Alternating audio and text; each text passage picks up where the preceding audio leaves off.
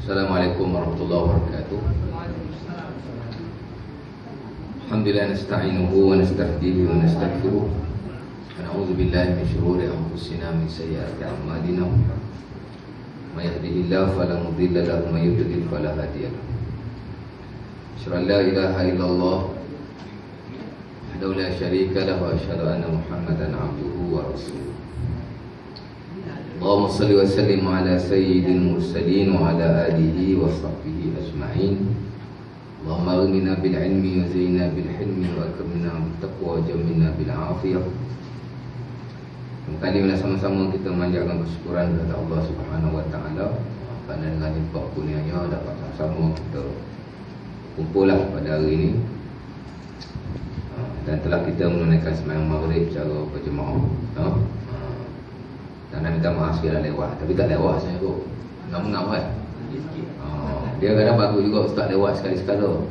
Pasal nak tahu siapa yang suka kuliah dia kan. Kalau tunggu tu suka lah tu. Okey dah tu. Ya dah. Okey baik.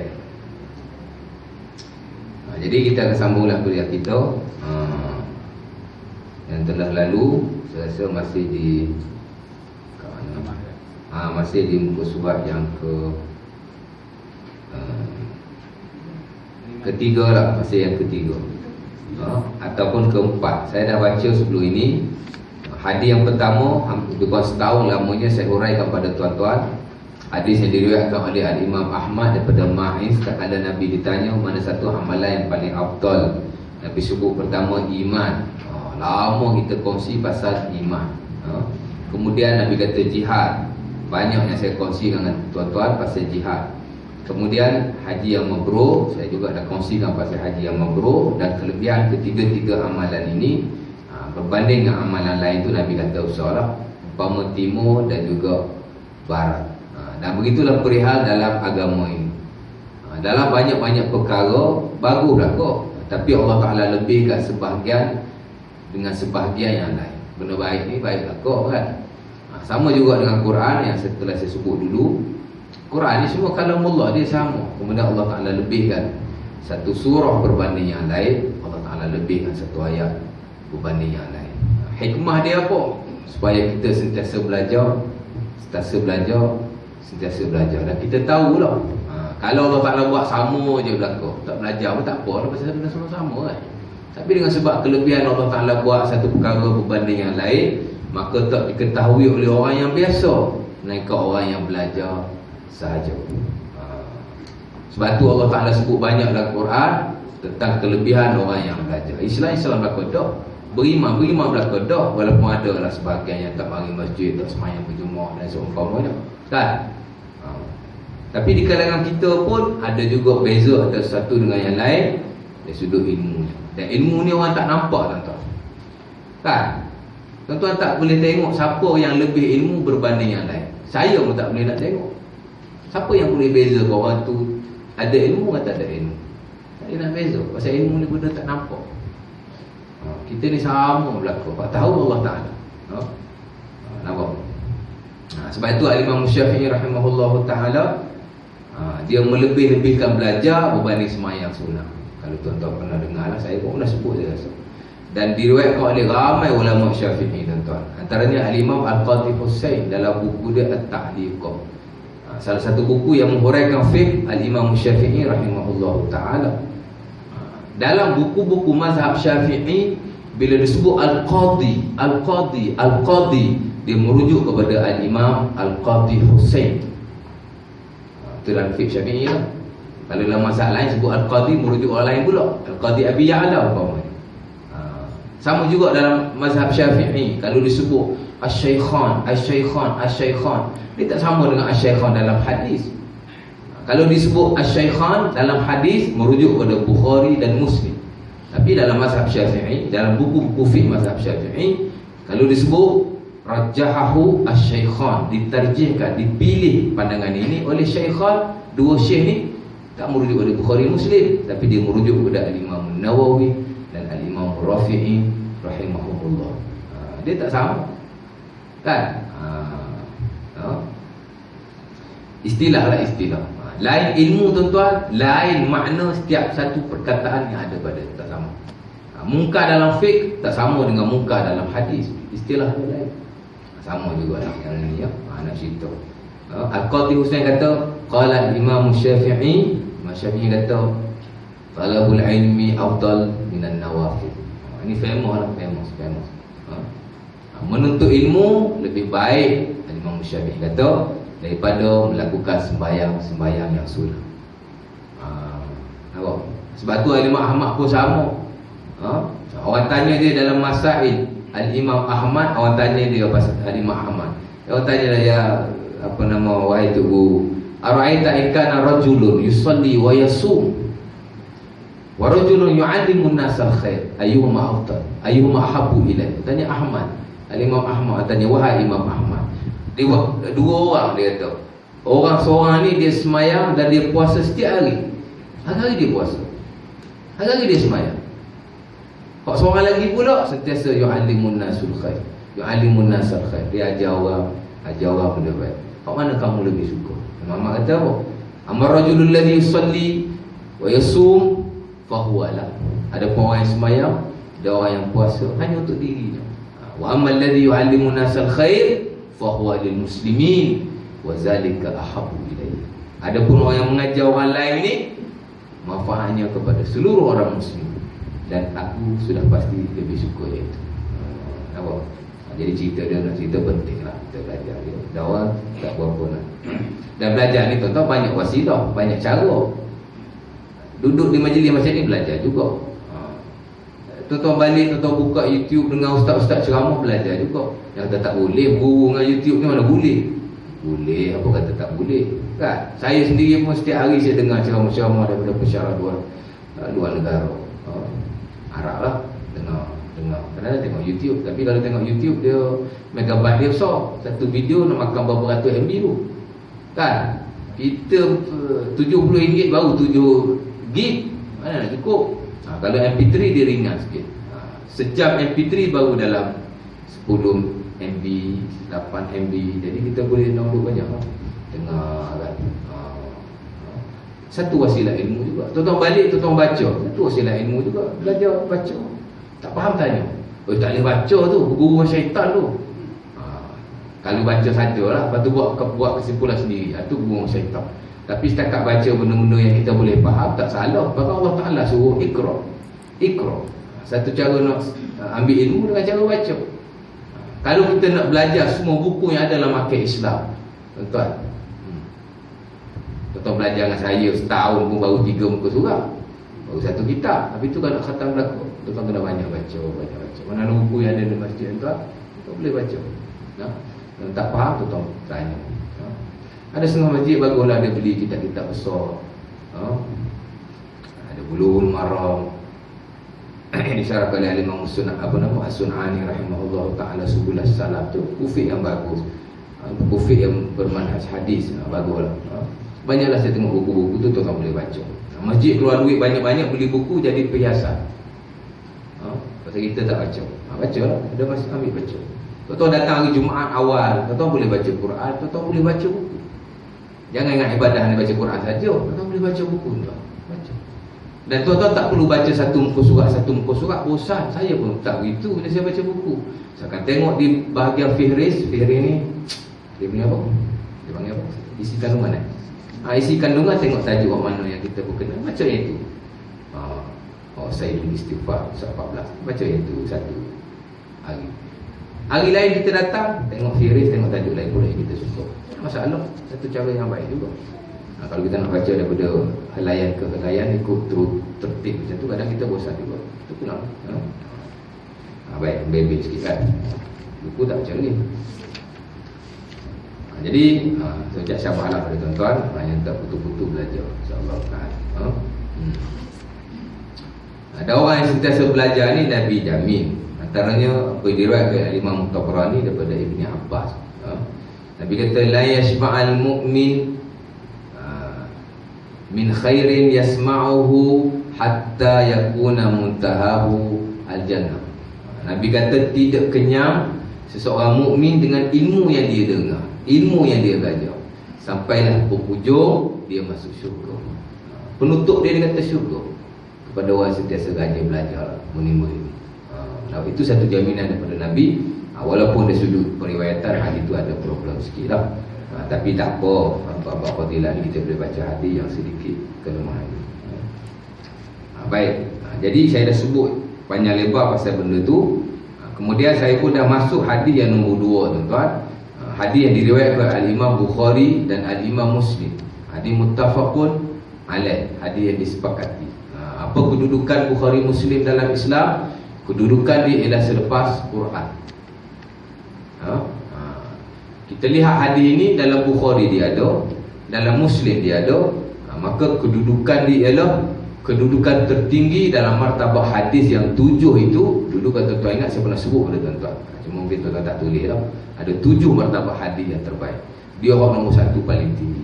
Tapi hak nombor 1 dalam hadis, kedudukan dia adalah nombor 2 selepas Quran. Quran dululah. Siapa boleh lawan Quran? Mesti Quran kat atas, dia bawah. Dia ikut hadis nombor 1 dah tu, tapi dia kena duduk di bawah Quran. Apa yang disepakati oleh Bukhari, apa yang disepakati oleh Muslim. Dalam Bukhari ada, dalam Muslim ada. Dia duduk nombor 2 selepas Quran. Nah, hadis ini daripada Anas. Metodologi dia sama. Nabi ditanya, dan Nabi sentiasa ditanya. Bukan sahaja oleh orang Islam, namun orang bukan Islam juga pun ada lah. Banyak yang tanya Nabi. Cuma orang bukan Islam ni ada yang tanya Nabi, tanya nak tahu. Itu dipanggil istifham, betul-betul istifham. Memang dia tanya nak tahu. Ada lagi satu dia istifham, tapi dalam istilah usul dia panggil istifham ta'jizi ataupun istifham ingkari. Dia tanya, tapi kerana dia nak melemahkan Nabi, nak bagi Nabi tak boleh jawab. Ataupun tanya kerana nak uji Nabi. Tanya ada niat tak baik lah. Tanya tu bagus dah, tapi niat tak baik, menyebabkan bila Nabi jawab pun dia tak masuk Islam. Itu tanya orang jenis tak bagus dia lah. Sebab tu tuan-tuan kalau nak tanya saya, ni yang kena betul dulu. Tanya kerana kita nak tahu. Dia kot tanya kita, tapi dia nak tahu kita balik. Tanya tak apa. Nabi tanya, sahabat tanya banyak, dan Nabi jawab. Dan biasanya, ni kebiasaan, bila nak sahabat tanya satu soalan, Nabi akan jawab panjang, melebihi daripada sahabat tanya. Bukan Nabi sahabat tanya satu, Nabi tanya jawab satu tu. Ada macam ni lah. Sahabat tanya satu je, mana satu amalan yang paling baik, Nabi sebut sampai 3. Menyebabkan kita makan masa sampai setahun nak belajar satu je. Tanya lagi, Nabi jawab 3 lagi. Nabi tak jawab satu. Kadang-kadang Nabi ditanya, Nabi jawab 2. Umpama Abi Umamah Al-Bahili ditanya Nabi dalam satu riwayat sahih Abi Dawud, ya Rasulullah, dia tanya, ayat doa asma. Wahai Nabi, aku nak tanya, mana doa yang paling Allah Ta'ala dengar? Mana paling mustajab lah? Nabi jawab 2. Nabi kata, jawful laylil akhir wa dubur salawatil maktubah. Nabi kata di pertengahan malam yang akhir, 1/3 malam yang last.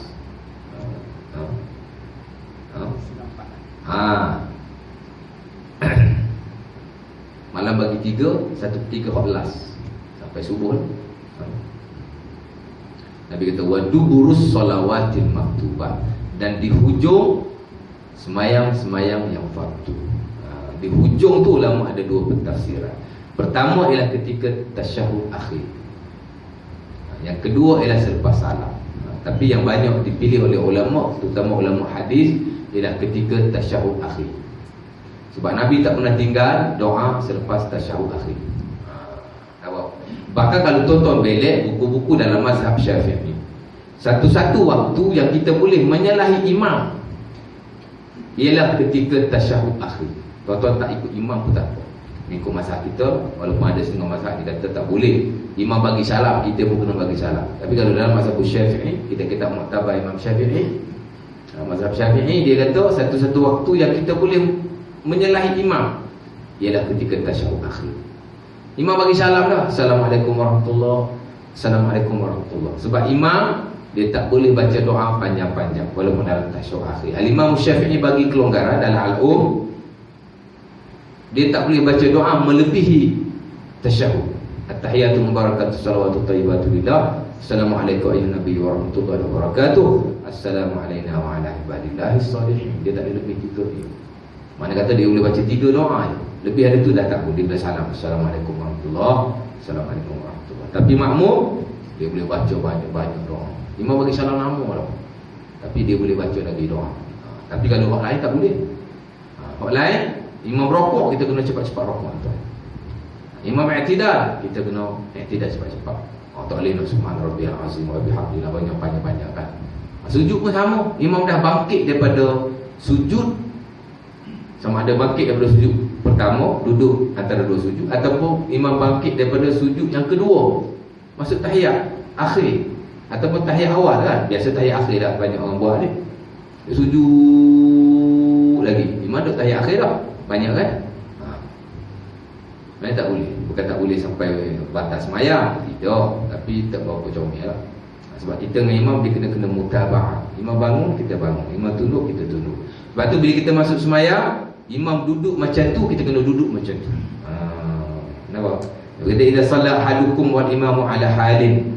Nabi kata fal yasna kama sana'al imam. Nabi kata bila kita masuk semayang, imam duduk di atas sesuatu kedudukan, maka adalah kamu duduk bahawa imam duduk dalam kedudukan itu. Kita masuk imam tengah sujud, kita kena sujud tuan. Saya baca apa? Takbir Allahu Akbar, turun kepada sujud terus. Ataupun boleh takbir juga. Tuan masuk Allahu Akbar, takbiratul ihram, imam dah sujud dah. Tuan terus kepada sujud. Tuan boleh terus sujud dan tuan boleh juga takbir Allahu Akbar. Takbir pertama takbiratul ihram, takbir kedua takbir sujud. Ataupun tuan boleh sekadar takbiratul ihram, tuan boleh terus kepada sujud tanpa takbir. Boleh, tak kisahlah. Mana kata kena ikut imam. Tak boleh nak menyelisih sangat. Tuan masuk semayang, masih dalam qiyam, tapi imam dah baca ujung-ujung dah ayat lazim. Tuan baca bismillahirrahmanirrahim, alhamdulillahirabbil alamin, arrahmanirrahim. Imam pun rukuk Allahu Akbar, tuan-tuan tak payah habiskan Al-Fatihah, terus rukuk bersama imam. Melainkan kalau tuan-tuan dah hujung Al-Fatihah, ihdinas siratal mustaqim, siratal ladzina an'amta, imam pun Allahu Akbar, habiskanlah siratal ladzina an'amta alaihim wa maghdubi alaihim waladdallin. Baru ni lewat-lewat lah. Awal dia tak ada masalah. Kalau kita masuk ngam-ngam, kita angkat takbir, imam terus rokok, kita terus rokok, tak payah nak bismillah, tak payah nak apa. Kita kena sentiasa mutaba'ah dengan imam. Sama juga bila kita masuk semayang, tuan, kita masuk semayang, ni pun banyak berlaku. Dah banyak orang tanya saya lah, cuma sini tak tanya. Kita masuk semayang, imam dah baca ayat lazim kan? Kita kena baca Fatihah lah kan? Doa iftitah tak payah baca tuan. Bila kita masuk semayang, imam dah baca ayat lazim, ataupun imam dah baca Fatihah, asal imam baca je, kita tak perlu baca apa-apa. Kalau imam tengah baca Fatihah, kita masuk Allahu Akbar, diam dengan imam. Imam habis baca Fatihah, kita baca Fatihah. Kalau kita masuk, imam dah baca ayat lazim, kita baca Fatihah saja. Nampak? Ayat apa, doa iftitah pun tuan-tuan tak payah baca. Sebab doa iftitah hanya dibaca bila imam diam. Bagi orang yang masuk semayang sekali dengan imam. Imam Allahu Akbar, tuan-tuan Allahu Akbar, imam baca iftitah, tuan-tuan pun baca iftitah. Imam baca Fatihah, tuan-tuan diam. Ataupun tuan-tuan masuk lewat sikit, tuan-tuan masuk je, tuan-tuan baru baca At-Tahiyyat. Ya? Allahu Akbar kabiran walhamdulillahi katsiran subhanallahi bukratan wa asila. Imam pun bismillahirrahmanirrahim, alhamdulillah, dah tak payah baca lagi iftitah, berhenti. Dengar imam baca Al-Fatihah. Tapi jangan berhenti tengah-tengah jalan. Setiap zikir yang kita baca mesti dihabiskan dengan sempurna. Allahu Akbar kabiran, berhenti situ. Jangan Allahu Akbar, diam aja. Atau Allahu Akbar kabiran walhamdulillahi katsiran wa subhanallah, berhenti situ, tak boleh lah. So kan kena habiskan dia punya wakaf. Sebab tu ulama tuan-tuan, dia tengok negara Islam macam Saudi dan lain-lain lah, dia mengharamkan kita pasang ayat Quran, zikir ataupun selawat pada telefon yang bersifat nada dering, ringtone ataupun bunyi-bunyian yang boleh terputus pada bila-bila masa. Tak boleh. Pasal apa? Pasal banyak benda lah. Pertama, kerana nak memberi kehormatan pada Quran. Tuan set bunyi tu Contoh selawat. Kan? Bila orang call bunyi dah Allahumma salli ala, tuan-tuan angkat Allah. Bila tuan-tuan angkat dia putus. Allahumma salli ala, dia berhenti. Tak Muhammad dah, pasal kita dah angkat dah. Ataupun tuan-tuan set zikir subhanallah, zikir dia nasyid kan. Subhanallah walham, tuan angkat subhanallah walham, dia berhenti kat situ. Betul? Maka tak boleh. Nampak? Tambah-tambah pula kalau tuan-tuan masuk tandas. Masuk tandas tak kisah.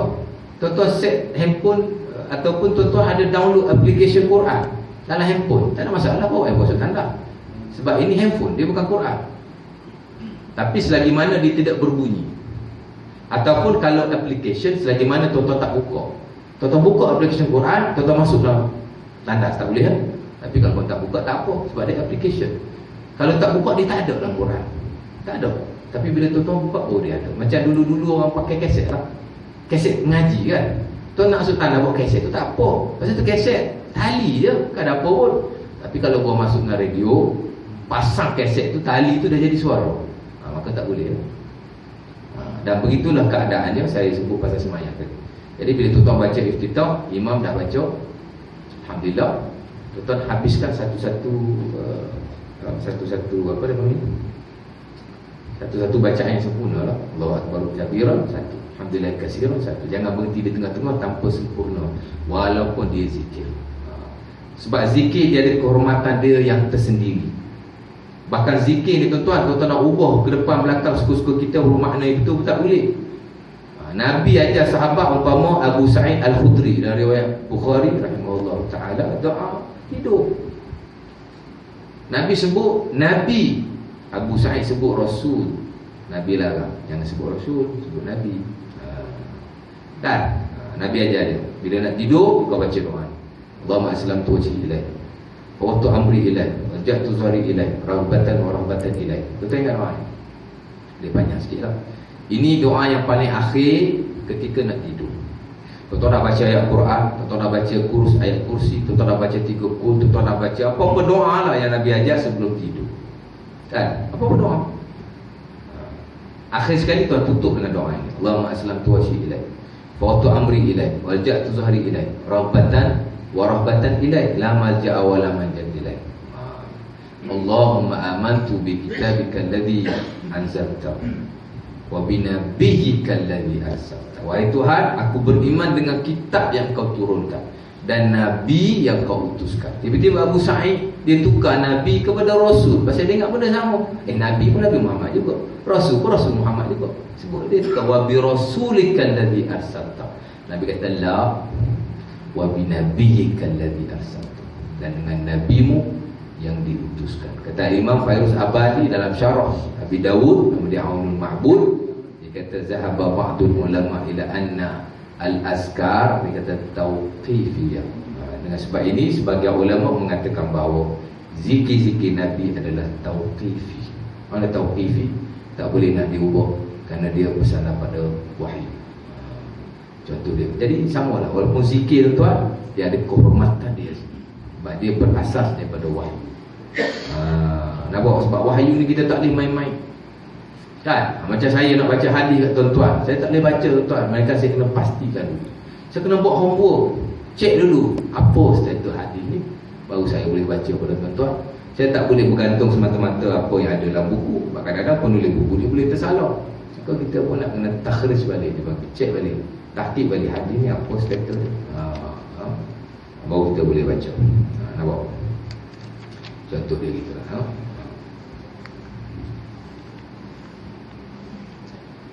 Faham tak? Jadi Bukhari Muslim ni amat penting. Bahkan tuan-tuan, walaupun Bukhari Muslim ni dia lewat, dia tidak dihimpun pada zaman Al-Imam Syafi'i rahimahullahu ta'ala. Dia tidak dihimpun pada zaman Al-Imam Malik. Satu-satunya buku hadis yang ada pada zaman Al-Imam Malik yang diiktiraf kesahihannya, sampai Al-Imam Syafi'i kata la alamu kitaban aksaru sawaban fil ilmi dia kata fil ardi minal ilmi min Muwatta Imam Malik. Imam Syafi'i kata aku tak dapati satu buku yang lebih baik dalam ilmu atas muka bumi ni.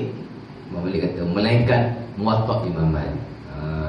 Dia kata aku tak jumpa lah satu buku yang paling baik, dia kata, selepas Quran pada zaman ini, melainkan dia kata kitab Muwatta Imam Malik. Mana kata di sisi Imam Syafi'i, Muwatta Imam Malik ni kitab yang the best, kitab yang paling baik. Nampak? Tapi setelah era berlalu, masa berlalu, zaman berlalu, bila muncul Bukhari Muslim, dia simpulkan kitab hadis dia orang ni. Jadi kitab ini mengatasi Muwatta Imam Malik, mengatasi. Jadi dia panggil asahul kutub ba'dal Quran, ialah kitab Sahih Bukhari wa Sahih Muslim, dan dia diijma' oleh ulama. Kitab yang paling sahih selepas Quran ialah Bukhari dan Muslim, dan bukan lagi Muwatta Imam Malik. Sebab ilmu ni dia sentiasa beredar mengikut zaman. Benda-benda macam ni dia tak ada masalah. Dia nak cerita dia ni top lah, hadis yang top. Wajib kita mengimaninya, wajib kita beriman dengan hadis yang ada dalam Bukhari, dalam Muslim, kita wajib beriman dengannya. Walaupun ulama tak sepakat dalam banyak hal, terutama yang bersabit dengan akidah, tapi kita beriman secara umum. Kita beriman apa yang ada dalam Bukhari, apa dah ada dalam Muslim. Walaupun ulama tak sepakat lah kau. Jangan ingat ulama sepakat lah kau. Adalah beberapa isu yang ulama tak sepakat. Dan kadang-kadang benda tu pun jadi masalah juga dalam dunia Islam ni, dengan sebab ulama tak sepakat. Pasal hadis tu ada setengah-setengah hadis dia kontroversi. Walaupun begitu, walaupun kita yakin daripada zaman dulu sampai hari ini, dan seluruh ulama Islam, khususnya ulama ahli sunnah wal jamaah, dia yakin buku yang paling sahih selepas Quran ialah Bukhari dan Muslim. Namun dengan sebab manusia ni tuan-tuan, dia tidak pernah maksum walaupun siapa dia. Dia tidak pernah terpelihara daripada kesilapan. Maka Bukhari Muslim sendiri juga dikritik oleh ulama ahli sunnah kita sendiri, termasuk Al-Imam Ad-Darqutni rahimahullahu ta'ala. Dan Al-Imam Ibnul Mulaqin, ulama hadis terawal, dia kata walaupun Bukhari Muslim adalah hadis ataupun kitab hadis yang paling sahih selepas Quran, namun dia tidak terlepas juga daripada kritikan ulama kita, termasuk Al-Imam Darqutni rahimahullahu ta'ala dan lain-lain. Dan dia kata ada 220 hadis yang dipertikaikan kesahihan. Allah Ta'ala alam. Itu ilmu dia orang alam. Dia panggil ilmu ilalul hadis, ilmu penyakit hadis. Ada jugalah, sebab dia tidak masuk. Dan dulu saya pernah sebut pada tuan-tuan, Al-Imam Syafi'i sendiri larang kita i'tikad satu-satu buku itu 100% sahih. Saya pernah sebut kan.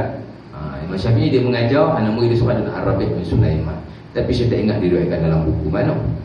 Imam Syafi'i dia mengajar satu buku nama Ar-Risalatus Syamiyah, satu buku yang dikatakan ini buku Imam Syafi'i sendiri, tapi kitab tu tak sampai kat kita. Kitab Imam Syafi'i bukan sampai kat kita belaka tuan. Imam Syafi'i karang buku usul ada dua, satu Risalah Kubra, satu Risalah Sughra, ataupun Risalah Qadimah, Risalah Hadisah. Yang sampai pada kita Risalah Hadisah saja, Risalah Qadimah tak sampai.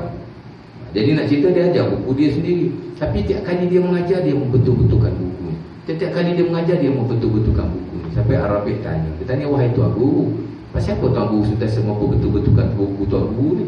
Padahal tuan ini buku tuan guru sendiri. Imam Syafi'i sebut satu kata-kata yang dijadikan kaedah dalam tasnif, dalam penulisan buku. Apa kata Imam Syafi'i?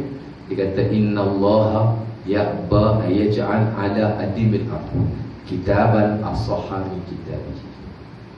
Maka Imam Syafi'i kata Allah Ta'ala takkan jadikan satu buku itu sahih 100% macam bukunya yakni Quran. Jadi selain Quran tuan, dia sentiasa terdedah kepada kesilapan, tapi dia sudah ilmiahnya. Jadi benda tu tak boleh. Dan ulama tuan-tuan sesama mereka dia sentiasa memurnikan.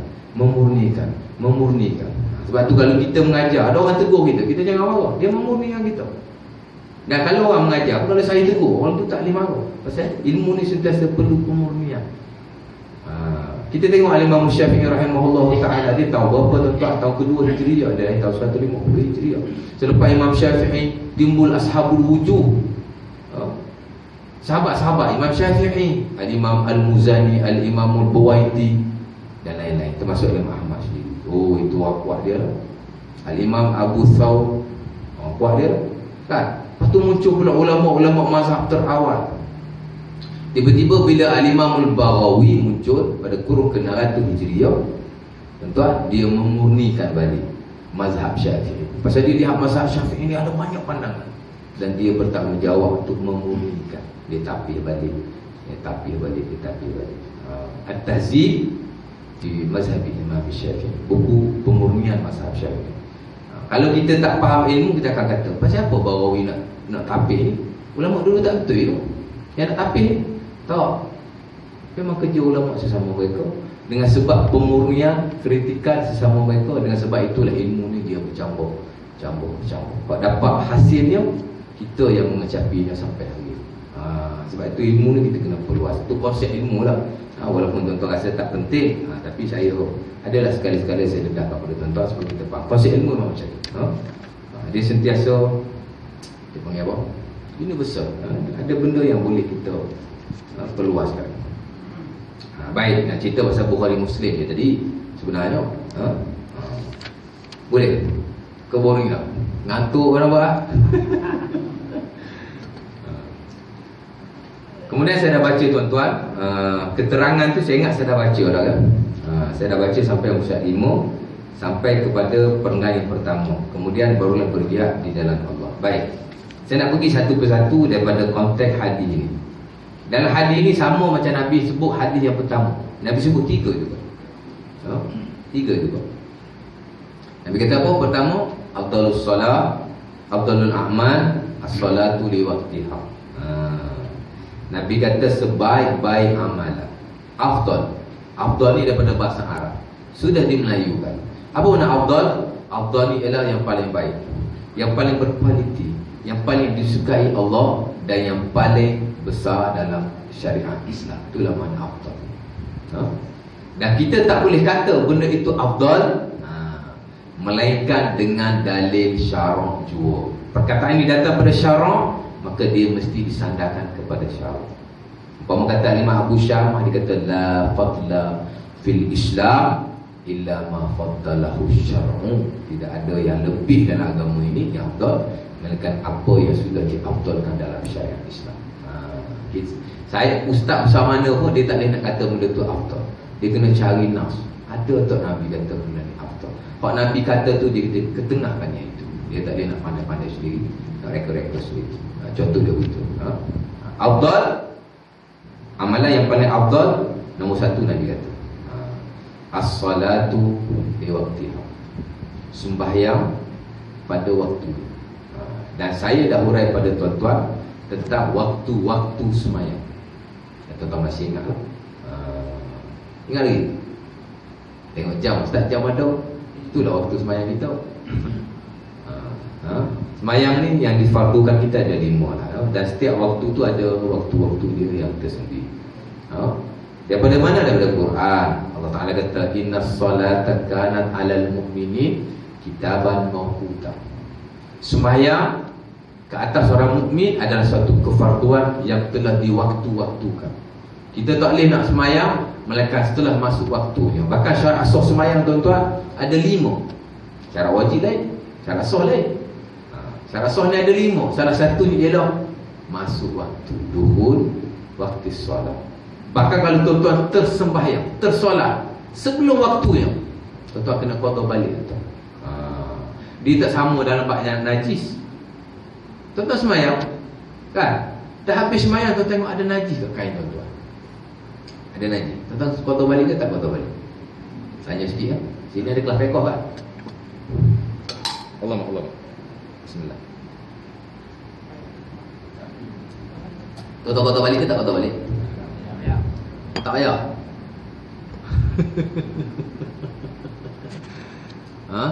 Ada 2 pandangan lah dalam mazhab Syafi'i pun.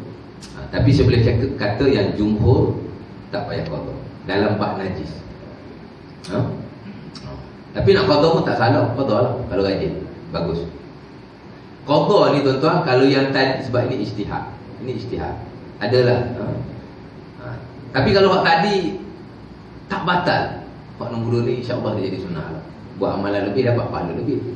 Tapi bab najis dia tak sama dengan bab masuk waktu. Bab najis ni tuan-tuan sembahyang, tiba-tiba tuan-tuan tengok ada najis di kain tuan-tuan atau di kaki tuan-tuan. Ada ulama kata tuan-tuan kena takdir bila najis ni melekat. Andai kata melekat, tuan-tuan takdir ni maksud tuan-tuan kena assume, kena jangka bila najis ni melekat takkan aku.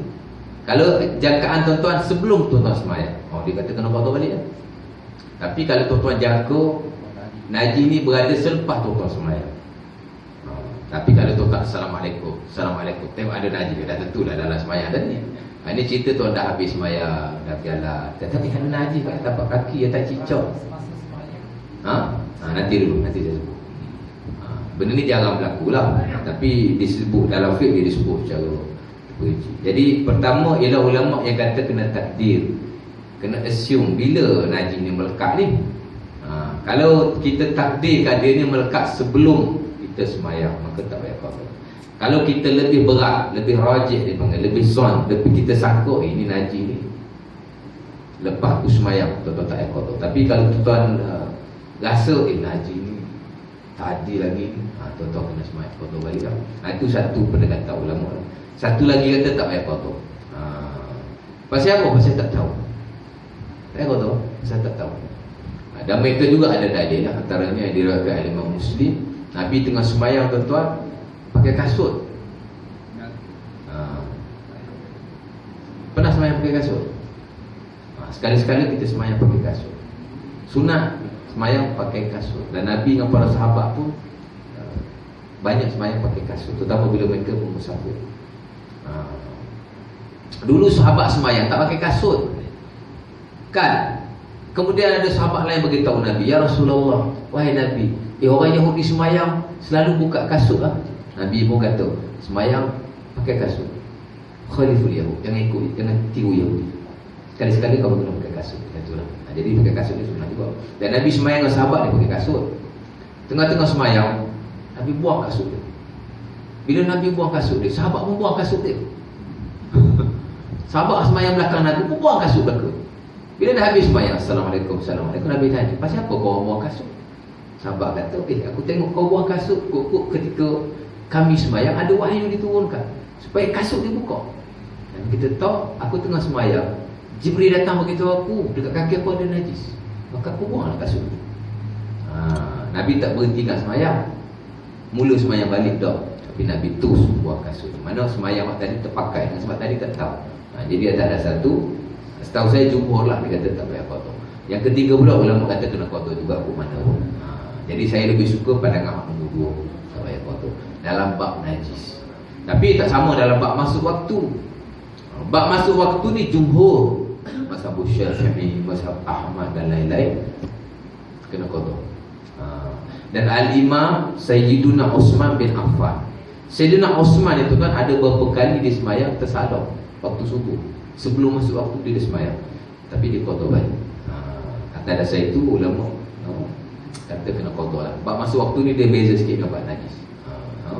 Sebab itu kita kena ada satu sifat yang panggil ta'akkud. Najis ni dia lain. Masa kita nak semayang, kita tak disuruh membelek-belek baju, membelek-belek kain supaya dilihat ada najis ke tak ada najis. Tak disuruh tuan tak perlu buat tu. Tapi dalam bab waktu, tuan-tuan kena check. Takut dia, tuan-tuan kena pasti dah masuk waktu ke tak masuk waktu. Kena check betul-betul. Kalau dah masuk waktu baru semayang. Dia tak sama dengan najis. Dengan waktu ni dia lain. Jadi cerita dia dengan sebab semayang ni dia berwaktu dan ada penegasan dalam hal ini, kita disuruh menyemut-nyemut waktu. Maka kalau kita andai kata tersolat sebelum daripada waktu, maka adalah kita qada bagi nampak. Boleh. Dan saya dah kongsi dengan tuan-tuan tentang waktu semayang. Semayang ada 5 waktu. Pertama zuhur, kita ambil zuhur dulu. Ada sebagian ulama dia mula subuh dulu. Ada sebagian yang mula zuhur dulu. Kita mula zuhur dulu lah. Saya ikut kata Nabi Syuja, dia mula zuhur dulu. Zuhur waktu dia macam mana? Jadi waktu zuhur, zuhur ke 1, sekarang ni 1.20 lah Ustaz. Jam. Orang yang dulu tak ada jam tuan. Dia pakai bayang, pakai matahari. Waktu zuhur ni kata Imam Taqiyuddin Al-Hasni, dia ambil kata-kata mana matan Nabi Syuja lah, di Kifayatul Akhiyah, di urai. Dia kata salawatul mafruḍat khamsun, semayang yang difardukan 5 saja. bukan 10, bukan 15. Pertama dia kata az-zuhur. Az-zuhur, kita kata zuhur, zuhur. Dia tak betul lah, tak tepat. Dia betulnya zuhrud.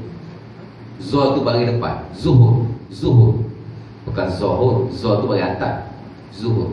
Betul Arab tu lah. Ini pasal kita Melayu kan, zuhur lah. Pertama dia kata az-zuhru, sembahyang zuhur. Wa awal waqtiha zawalu syams. Dia kata waktunya ialah ketika gelincirnya matahari. Apa makna gelincir matahari?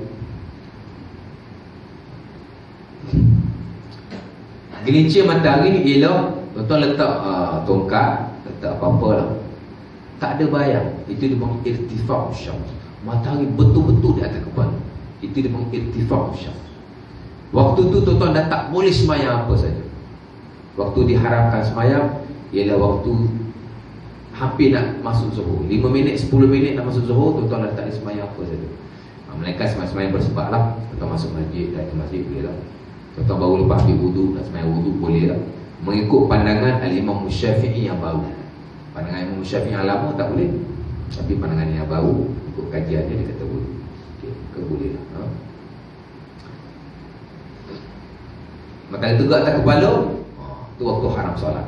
Melainkan sembahyang yang bersebabnya tadi lah.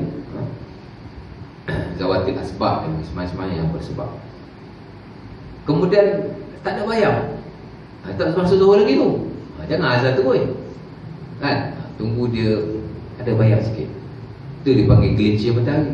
Matahari tegak di tengah kepala, pop, dia gelincir sikit, ada keluar bayang sikit. Itu dah masuk waktu zuhur. Senang saja. Matahari tegak atas kepala, nak zuhur, haram sembahyang. Bila matahari ada bayang sikit je, itu dipanggil gelincir. Itu yang kita kata gelincir matahari tu. Waktu tergelincirnya matahari ialah waktu bila ada bayang sikit, gelincirnya matahari. Itu waktu zuhur dah masuk. Boleh dah azan. Akhir waktu dia, akhir waktu dia ialah bila sesuatu benda itu sama panjang dengan bayang. Kan? Tadi kita pacok je, tengok matahari tu kat atas kepala, pacok. Tengok bila dia gelincir sikit, dah masuk waktu zuhur. Dia memanjang. Tiba-tiba bayangannya sama panjang dengan tongkat. Maka dah masuk waktu asar.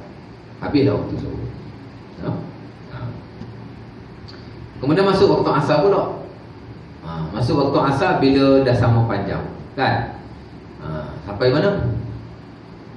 Sampai tenggelam matahari lah. Syams. Sampai tenggelam matahari. Awak. Lepas tu masuk waktu maghrib. Sampai dia panggil, bila masuk waktu maghrib, bila matahari dah tenggelam, dia masih ada cahaya-cahaya merah di langit. Dipanggil asyafaqul ahmar, masih ada. Selagi ada hak merah tu, selagi itulah waktu maghrib tak habis. Bila dah tak ada merah, dekat barat tu gelap sungguh, tak ada apa, asyafaqul ahmar tak ada, maka itu dah masuk waktu isyak. Sampai kepada waktu fajar. Daripada waktu fajar solat. Waktu fajar ni ialah kita lihat di timur ada kekuning-kuningan. Setengah ulama kata ada kehijau-hijauan. Itu waktu fajar. Maka dah masuk waktu subuh. Sampai kepada naik matahari. Maka itulah cara. Walaupun ulama ada pecahan sebenarnya. Sebagai ulama dia pecah 5. Ada waktu wajib, ada waktu haram, ada waktu makruh, ada waktu harus. Sebagai ulama dia bagi 2. Ada waktu ikhtiar, ada waktu jawab. Tapi itu tak apalah, itu dalam fiqh. Kita tahu belajar. Ini cerita waktu secara umum. Walaupun kita tahu waktu sembahyang ni ikut jam, tapi nak beritahu dah sudah ilmunya macam tu lah. Waktu-waktu sembahyang. Orang kita tahu lah. Okay, baik. Habis masa waktu sembahyang. Dan walaupun kita bukan kuliah fiqh nak bincang pasal sembahyang, tapi benda yang penting-penting dalam sembahyang kita kena ambil tahu. Sebab sembahyang ni tuan-tuan, dia adalah dipanggil tali hubungan kita dengan Allah Ta'ala. Dan tidak ada satu waktu kita paling dekat dengan Allah Ta'ala melainkan ketika kita sembahyang. Bahkan tuan-tuan ulama kita, tuan-tuan, dia karang tentang waktu-waktu mustajab doa. Waktu yang paling banyak ialah waktu yang bersabit dengan sembahyang. Paling banyak. Tak silap saya 20 lebih waktu mustajab yang berkait dengan sembahyang. Jadi Syah kalau kita Muhammad Syaukali atau Batu Sakir ada banyak. Ketika azan mustajab, azan orang azan tuan jawab kan? Allahu Akbar, tuan Allah Akbar. Jawab. Habis jawab tuan doa. Allahumma shalli ala Muhammad. Allahumma rabb hadhihi da'wati tammati was salati qa'imah ati Muhammadan al-wasilah wal fadilah wa ba'ath maqaman mahmudan allazi wa'adta. Kan? Innaka la tukhliful mi'ad. Tuan tak payah baca. Habis kat situ. Kemudian jangan berhenti kat situ tuan. Ubi. Itu waktu mustajab. Nabi kata fasal tu'ta. Kamu minta apa saja kamu akan diberi. Walaupun pemberian Allah berbeza-bezalah. Hak dia nak bagi tu. Jangan ingat kita minta tu baru dapat kita minta. Tuan-tuan belajar buku Hikam Ibn Atta'illah As-Sakandari, dia kata Allah Ta'ala boleh bagi. Dia kata la yakun, ni dia punya petikan tu lah. Dia kata la yakun amadul ata' mujiban liyasika. Dia kata jangan dengan sebab kita minta kita rasa Allah Ta'ala bagi maka kita putus asa. Dia kata jangan. Pasal apa? Pasal Allah Ta'ala ni kadang-kadang dia bagi bukan benda yang kita minta. Pasal ada benda yang lebih baik lagi yang kita tak minta. Sebab kita minta di benda ada masalah kita. Ada kepentingan, kebutuhan kita minta. Terutama kebutuhan dunia kita minta Allah Ta'ala ni. Benda yang ada depan mata kita minta. Benda yang tak ada depan mata kita tak minta. Padahal Allah Ta'ala beri benda yang lebih besar daripada apa yang kita minta. Apa? Dia kata yu'tika fima yakhtaruhu li nafsika fima la fima takhtaruhu li nafsika. Ada kalanya Allah Ta'ala bagi apa yang dia pilih untuk dirimu, bukan engkau pilih untuk dirimu. Sebab Allah Ta'ala tahu apa yang baik bagi kita. Sebab itu kalau kita lihat tuan-tuan, doa-doa Nabi bukan tak boleh, doa-doa khusus ni boleh tau. Tapi Nabi suka doa-doa umum, minta kebaikan dunia dan akhirat. Dia panggil jam'ul jawami. Ada hajat khusus Allah Ta'ala minta lah. Tapi Nabi lebih suka minta Allah Ta'ala ni secara umum, kebaikan dunia dan akhirat.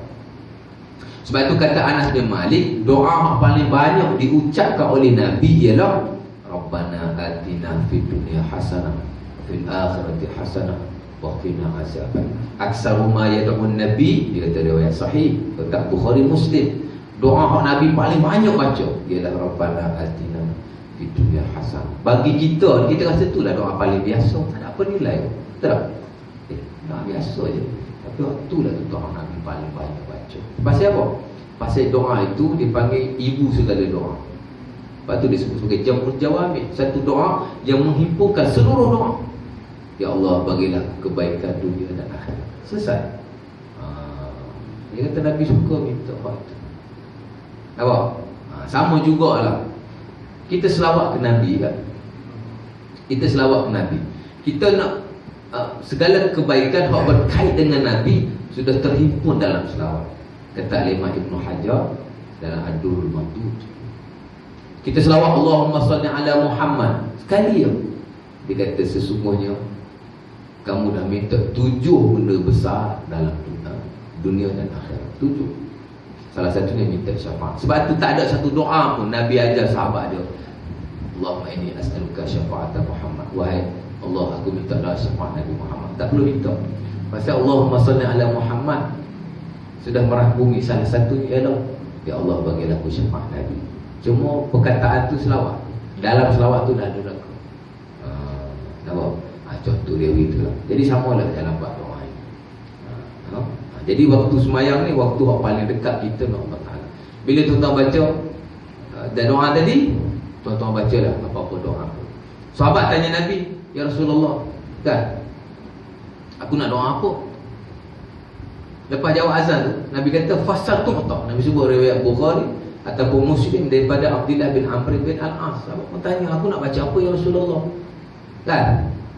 Banyak benda sahabat boleh minta ni. Tapi sahabat tanya Nabi, kok Nabi ada cadangan, nak minta benda mana paling baik sekali?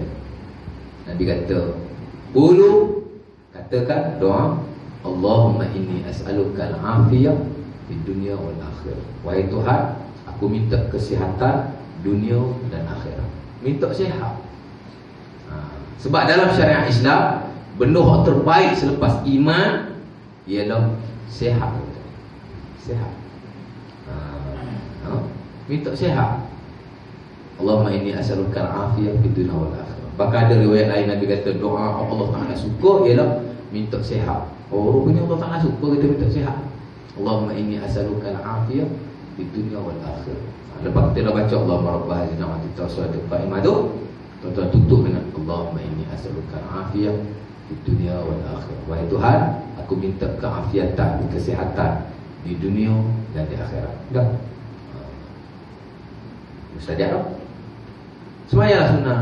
Doa lah pun nak doa. Tiba-tiba qomat pula. Doa lagi.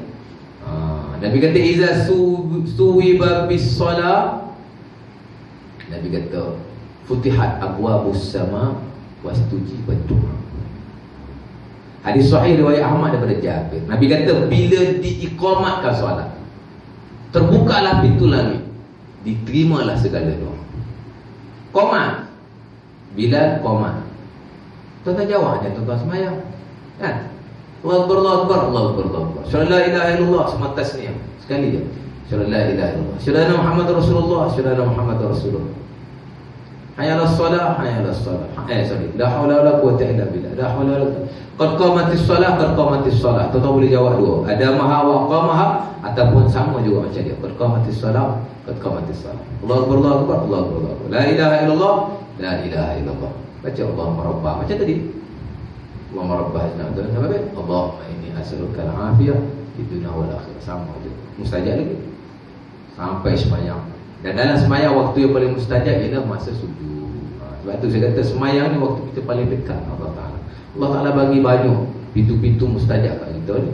Yang bersabit dengan sembahyang. Ada berpuluh-puluh tuan kalau kita belajar. Yang paling topnya ialah waktu tadi lah, ketika azan, ketika iqamah, ketika sujud dan juga ketika tasyahud akhir. Sujud pun sama tuan.